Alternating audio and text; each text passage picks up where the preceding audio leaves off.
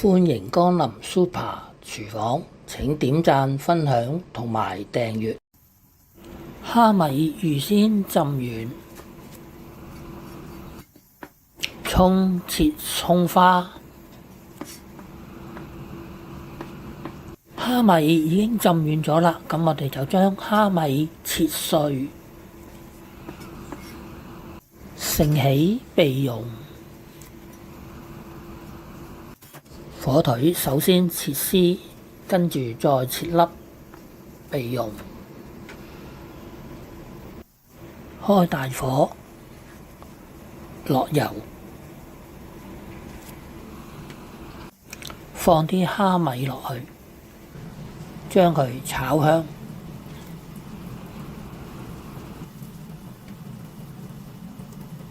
跟住就可以畢返起佢啦。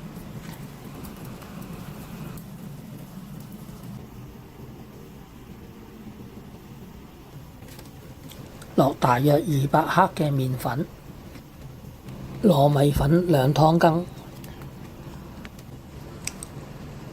加入少少水，將佢攪勻，逐少逐少咁加入，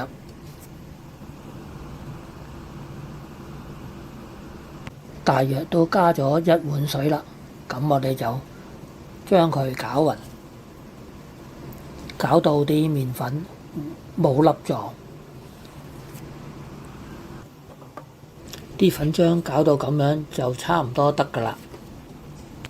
咁樣我哋就加入1茶匙嘅鹽，少許嘅生油，將佢攪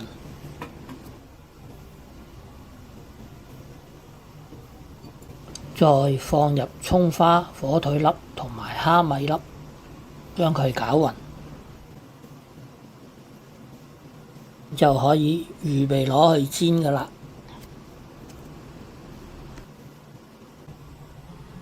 開大火，落油，用鑊鏟搽勻整個鑊，放啲麵粉糊落去，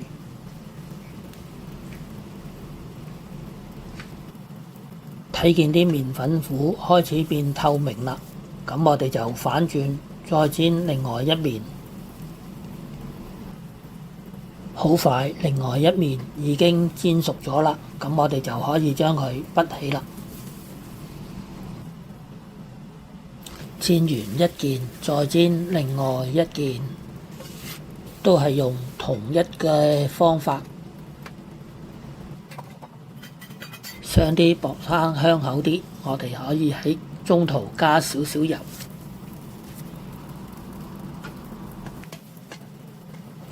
跟住就反轉佢，